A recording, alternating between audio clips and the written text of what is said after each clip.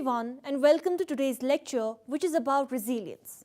The objectives of my topic are: know the concept of resilience, identify the pathways to resilience, understand the models of resilience, know about the main concepts in resilience research, and identify the sources of resilience. Let us begin with the concept of resilience. Resilience is the key to a well-lived life. If you want to be happy, you need resilience. If you want to be successful, you need resilience. You need resilience because you can't have happiness, success, or anything else worth having without meeting hardship along the way. To master a skill, to build an enterprise, to pursue any worthy endeavor, simply to live a good life requires that we confront pain, hardship, and fear. What is the difference between those who are defeated by hardship and those who are sharpened by it? Between those who are broken by pain and those who are made wiser by it? To move through pain to wisdom, through fear to courage, through suffering to strength requires resilience. The benefits of struggling or being challenged, afraid, pained, confused are so precious that if they could be bottled, people would pay dearly for them. But they can't be bottled. If you want the wisdom, the strength, the clarity, the courage that can come from struggle, the price is clear. You have to endure the struggle first. Resilience is distinct from mere survival and more than mere endurance. Resilience is often endurance with direction. Resilience is the magic bullet that everyone wants to acquire. Our teachers won't put it into the curriculum. Our legislators want it to transform the country. Our corporates want it for their staff to be the best they can be against all odds. Parents want their children to be resilient as much as they themselves want to be resilient against the challenges of 21st century parenting. Additionally, our insurers want us to be resilient against disasters and natural hazards of our environment. Like most concepts and constructs in psychology, there are a range of definitions and understandings of what constitutes resilience. Resilience comes from the Latin salire, meaning to spring up, and resilire, meaning to leap or spring back. Hence, the bounce back concept of resilience. Originally, the term was used in 1818 to describe the property of timber to withstand load without breaking. More recently, the term has been adopted by ecologists to describe settings like the family, community, and natural environments to withstand challenges or stress. Additionally, it has been moved into the individual and collectivist human domain rather than the original focus on environmental aspects. The individual aspect of resilience arose from trauma research, where there was an interest in an individual's capacity to rebound despite adversity. Resilience can be construed as a multifaceted, dynamic process wherein individuals engage in positive adaptation despite experiences of significant adversity or trauma. A summary of 73 definitions of resilience highlights that the majority of definitions focus on adaptation, whilst only few focus on growth. The construct might be captured best by Zotra and Reisch, who defined resilience broadly as being the meaning, methods, and measures of fundamental characteristic of human adaptation. They postulate that resilience is recovery, sustainability, and growth from an individual or collectivist perspective from a single biological system to a person, an organization, a neighborhood, a community, a city, a state, or even a nation. Three features of this definition relate to recovery, sustainability, and growth.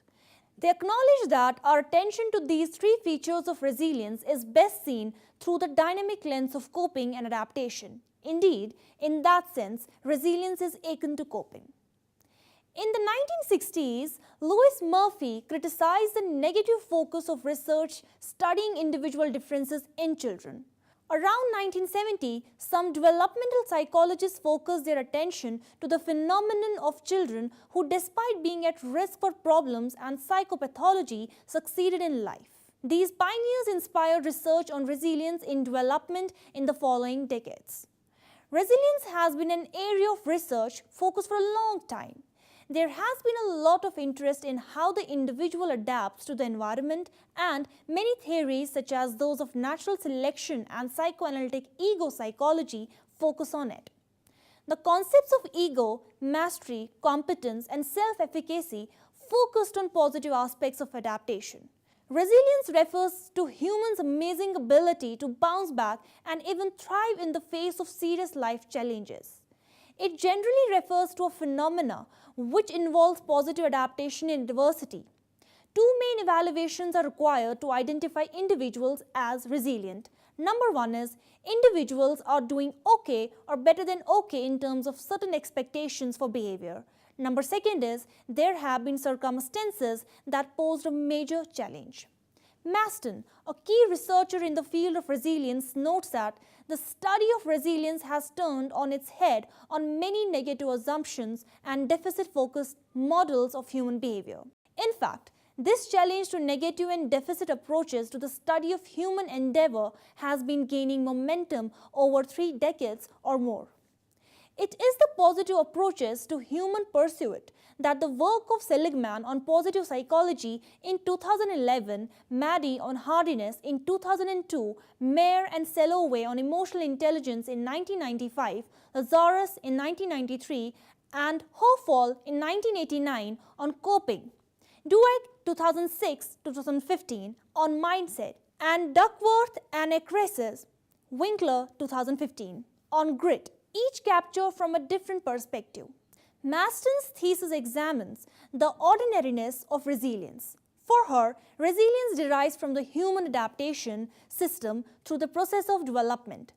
What is promoted by the positive psychology movement and coping researchers is the capacity of humans to grow their adaptation capabilities through gaining insight into their experiences and participation in interventions that build the skills for resilience. As resilience has come into the lingua franca, it has required a range of meanings that are best captured by Maston. When she wrote that resilience referred to the class of phenomenon characterized by good outcomes in spite of serious threats to adaptation or development. Later, Schoon pointed out that central assumptions in resilience research are: number 1, a positive outcome despite adversity; number 2, continued positive or effective functioning in adverse circumstances; and number 3 is recovery after significant trauma. Maston refers to resilience as being an inferential and contextual construct that requires two major kinds of judgments. The first judgment focused on the threat or risk of the inference, and the second involves a criteria by which adaptation or developmental outcomes are assessed. This approach is consistent with the appraisal process in the coping literature, whilst evaluating outcome is a more feature of resilience research. For Maston, resilience doesn't come from rare or special qualities, but from everyday magic or ordinary normative human resources in the minds, brains, bodies of children, in their families and relationships, and in their communities. Unlike coping, which consists of thoughts, feelings, and actions, and has a long established history in measurement, the concept of resilience is not so readily quantifiable, particularly given there is a judgment implied about effective outcomes. Resilience is regarded as two-dimensional, the first being the exposure to adversity, and the second is the manifestation of successful adaptation. However, these dimensions are linked to normative judgments as to what constitutes desirable or positive outcomes. To conceptualize resilience as a trait rather than a state bears the danger of blaming the victim when things do not go well and ignoring the potential for growth. There are multiple bodies of literature that contribute to our understanding of resilience. The psychophilosophical orientations of positive psychology and the ecological framework of Bronfenbrenner under an understanding of resilience. These are complemented by the theories of coping that underscore much of this volume. Additionally, evidence-based approaches such as mindset, grit, emotional intelligence, and hardiness also contribute to an understanding of resilience. Each of these complementary theories focuses on success and achievement. When these approaches are underpinned by a positive psychological orientation, they combine to become a powerful tool for building resilience in different ways, in diverse contexts throughout the lifespan. Coming to positive psychology. Positive psychology is a philosophical and psychological theory that underpins this volume. It is about building strengths, capacity, and personal growth. Each of the constructs considered contribute in some way to resilience, as does coping theory in all its applications.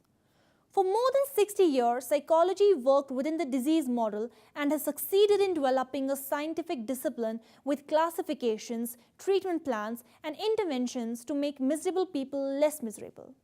This approach was recognized as being incomplete in the portrayals of humankind. Undeniably, that negative is a part of humankind, only a part, and what is viewed as negative in one group may be positive in another. For example, starting a new job can be exciting for a person or group but anxiety-provoking for another. Similarly, a child moving out of home can be a loss for some parents or a relief for those parents who wish to rediscover their own freedom. Towards the end of the 20th century, during his term as president of American Psychological Association, Martin Seligman highlighted the cost of adopting a disease model of psychology. Psychiatrists and psychologists were viewed negatively as victimologists and pathologizers who failed to address the improvement of normal lives and the identification and nurturance of high talent. Rather than being guided by the thinking of what is wrong with our lives, Seligman encouraged people to refocus on the subject matter and to look at what is right in people's life. This question is at the heart of positive psychology and has led to widespread international interest in research and practice in mental and physical health and the capacity to learn skills to enhance well-being in individuals and communities. The four pillars of positive psychology have been described as virtue, meaning, resilience, and well-being. At an institutional level, it seeks to explore the roots of happy and compassionate individuals, strong social bonds, and altruistic behavior. In sum, it is the science or the study of a meaningful life. Whilst positive psychology is an orientation that originated from studies with adult populations, the tenets and the pillars have relevance and have been applied to children and adolescents in all settings. Achieving well-being and a capacity to cope with life situations has been the concern of philosophers since Aristotle, who is credited with saying that happiness depends upon ourselves. But to learn the art of human existence requires an understanding of the dynamic process that involves the interaction between the one's circumstances, activities, and psychological resources for growth and ways of achieving a sense of meaning and satisfaction with life within one's cultural context. In order that both adults and children may flourish, four main components, goodness, generativity, growth, resilience, are required. Whilst positive psychology has emphasized the experience of positive emotions, it does not imply that we are not interested in also identifying and labeling negative emotions. We learn to appreciate the good through negative experiences and losses. However, generally, it is through the positive emotional experiences that we broaden and build our personal resources for living the good life. As adults, we strive to build resources such as the physical, psychological, intellectual, and social. In sum, positive psychology is a philosophical orientation that underpins human endeavor. It focuses on what people can do rather than on what they cannot do. Now coming to socio-ecological model. Another theoretical orientation that underpins human endeavor is Bronfenbrenner's socio-ecological systematic approach, which posits that relationship between individuals and their environments is reciprocal in that individuals are influenced by their environments and in turn impact their environments. The microsystems such as family, school, workplace, and neighborhood bears a direct influence on the individual. This is complemented by the macrosystems, that is the socio-cultural, political context in which the individual is located. So both cultural, contextual influences along with the more direct family, peer, school, and workplace are important. It is the environment in which the individuals operate, taking an account of both proximal, for example, school, workplace, and distal, for example, economic and cultural factors. In 1980s, Bronfenbrenner emphasized that both ecological and development contexts are relevant. As with coping, there is an assumption that there is a bidirectional transaction between individuals and their environments, and in turn, there is interplay between context and development. Thus, when it comes to resilience and coping, both philosophical and socio-cultural influences are relevant to take into consideration. Now, we'll be dealing with hardiness. Historically, hardiness is an approach to achieving resilience.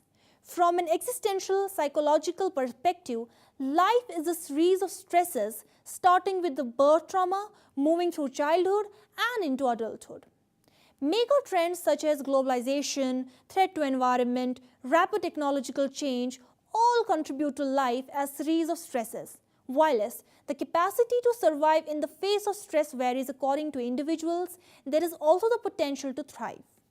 Maddie's model identifies the stressful circumstances that involve mental and physical strain, which for some lead to performance deficits, but for others it is about having a hardy attitude that involves commitment, being decisive, obtaining social support, and engaging in hardy health practices such as relaxation and exercise.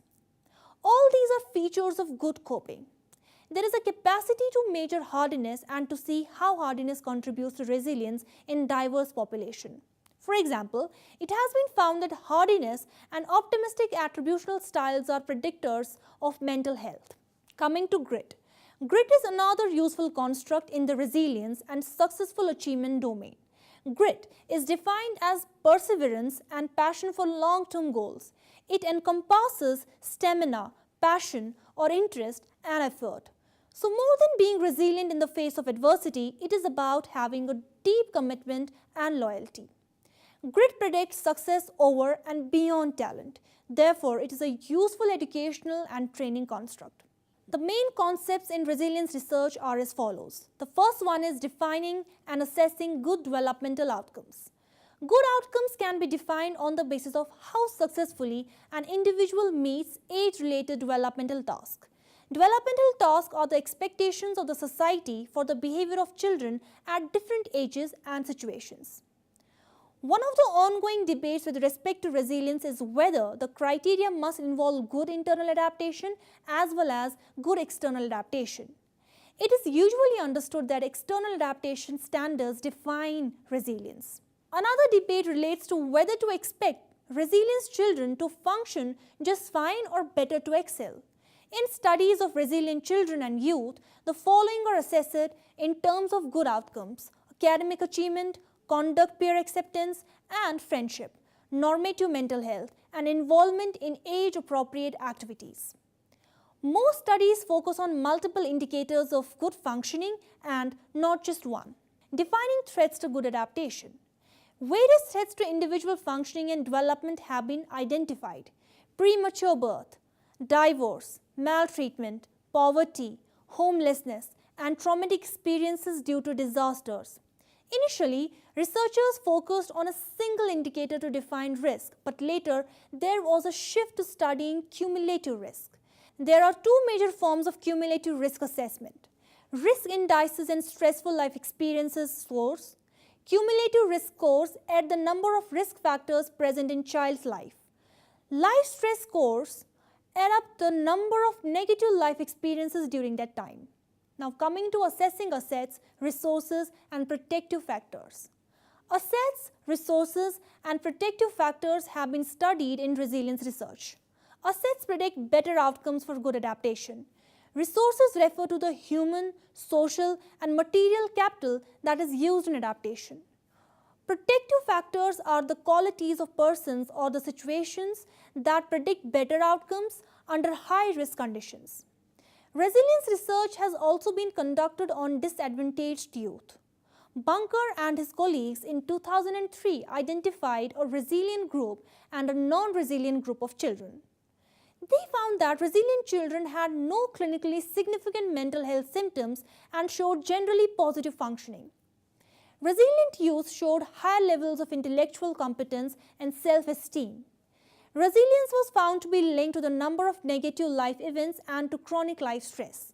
Now, non-resilient children had suffered more negative life events. Self-regulation was also found to be the most powerful predictor of resilience. Coming to sources of resilience in adulthood and later life. Many factors which contribute to resilience in childhood also contribute to resilience in later life. Riff and her colleagues have provided a very extensive model of resilience and well-being. Research has shown that the following 6 dimensions are predictive of resilient responses in the face of adversity. First one is autonomy. It is degree of control over one's behavior, which is indicated by the internal locus of control that an individual possesses. That not only helps in regulating behavior but also results in experience of autonomy. Those who possess autonomy have ability to assess themselves based on the criteria set by them and not by others.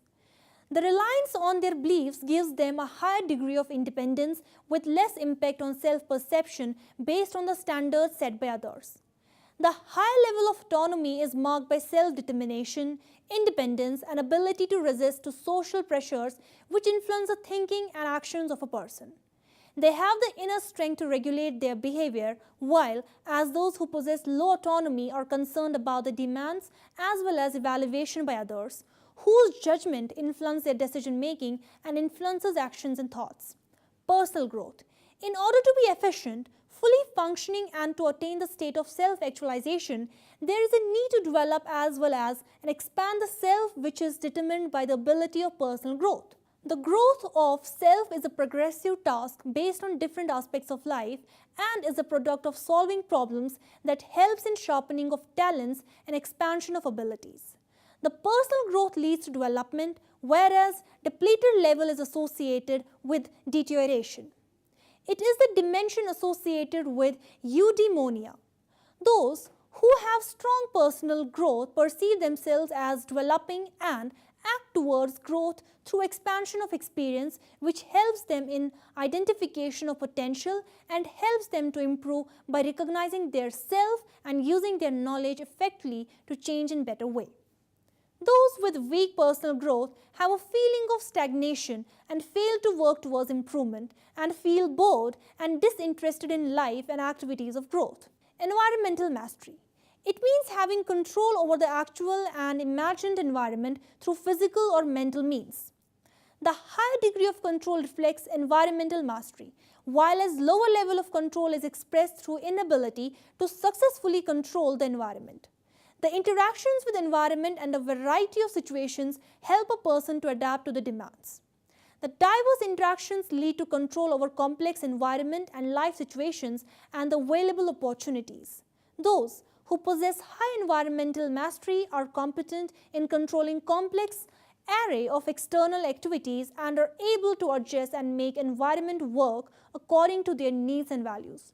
Those who score low have difficulty in maintaining everyday affairs, adapting to surroundings or use of opportunities, and experience low control over their environment. Purpose in life. It is the subjective perception of the significance of one's existence and includes both settings as well as reaching of goals, which leads to appreciation of life. It is one of the determinants of mental health and creates direction in life which eradicates despondency. One with proper goal can only strive for success, and it also acts as an indicator of maturity.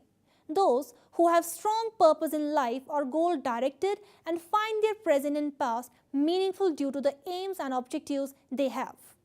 They have a long, strong belief in the purposefulness of their life.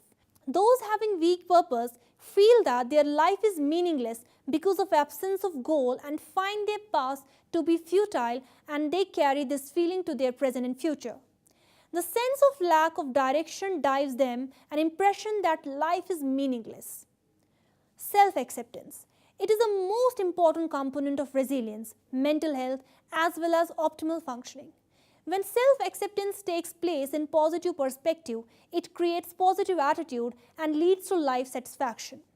Those who score on self-acceptance have positive attitude towards themselves that leads to acknowledgement as well as acceptance of reality in the form of both negative and positive aspects of life, leading to a satisfaction from previous life. Low self-acceptance leads to dissatisfaction from present and past life. The wish to be different than what really one is leads to disappointment as well as denial. Positive relations with others. The long-lasting and trustful relationship and the sense of belongingness is based on the development of positive relations with others.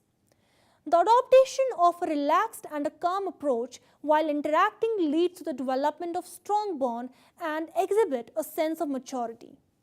The good relation result in understanding others and eases out life, while as poor relations result in frustration. Those who experience strong positive relations enjoy warm, satisfying relations and a sense of concern about the welfare of others. Their relationship is marked by empathy and affection and a profound understanding of the sense of human relationship. Those who share weak relations have difficulty in establishing and maintaining relations, due to which they establish a few close, trusting relations, because of which they remain isolated and frustrated and find it hard to compromise and sustain relations. This brings us to the end of the topic. Thanks for watching.